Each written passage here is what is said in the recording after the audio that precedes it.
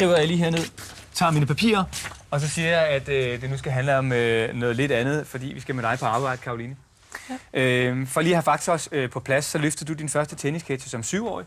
Som 15-årig, der blev du professionel tennisspiller. I dag er du 17 og Danmarks bedste tennisspiller nogensinde.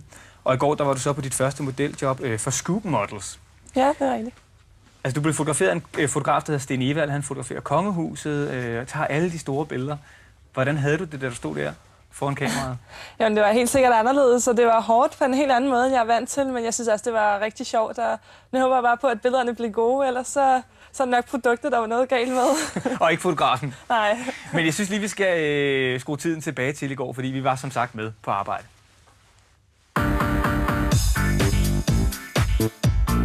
Ja, flot. Vi skal lave en 5-siders sag. Det er sådan en mellemting mellem en interview og en modeserie. Ja, har du prøvet før at lave sådan en modeserie? Nej, ikke rigtigt. Altså, jeg har prøvet sådan nogle billeder af hisse her, men det har ikke rigtig sådan været en modeserie. Men det er ikke sådan en hel serie? Nej. Der er jo lidt at plukke imellem også, hvad der klæder dig og passer dig og sådan noget. Sådan nogle kunne man godt spille tennis i, ja, hvis det skulle være. Det ville være ret cool.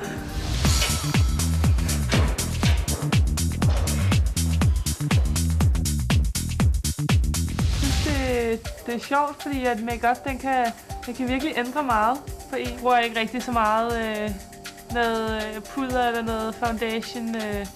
På banen, der tager jeg overhovedet ikke noget på. Jeg kan rigtig godt lide at shoppe og se modeblade og se, hvad der bliver inde næste gang. Og, så vil man jo også gerne se godt ud, når man så er på banen.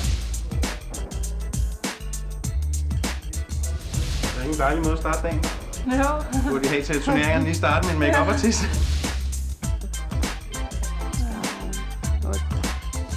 Nu vil jeg bare tage det, som det kommer, og have det sjovt. Og jeg tror, hvis jeg har det sjovt og sådan, så skal det nok blive godt. Jeg synes, det bliver lidt pænt. Skal vi ikke prøve det andet outfit? Jo. Det synes jeg. Ja, der. Flot. Sådan der. Ja, fed vinkel der. Det er faktisk meget skønt. Din hånd er nede og holder der. Ja, super. Prøv at have sådan arbejde lidt med hovedet. Kan du godt sidde sådan? Det er skovskideren. Hvor kan hænderne være?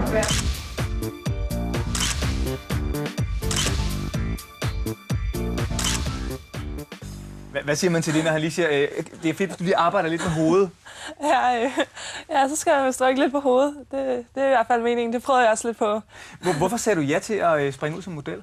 Jamen, altså, jeg synes, det var sjovt at prøve noget, der var anderledes. Jeg kan godt lide mode og tøj, så jeg ville synes, det var sjovt, og så er det også en anderledes måde at promovere mig på, kan man sige. Men altså, du er jo vant til sådan at være meget koncentreret, når du står der på tennisbanen, og når du så er færdig med en kamp, så er du fuldkommen udmattet, forhåbentlig efter du har vundet.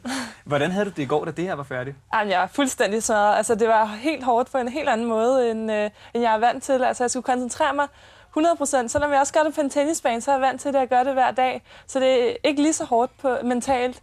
Man står der, og man skal hele tiden tænke på den mindste detalje. Så er det fingeren eller så skal du lige, og så skal du lige, og så... Ja.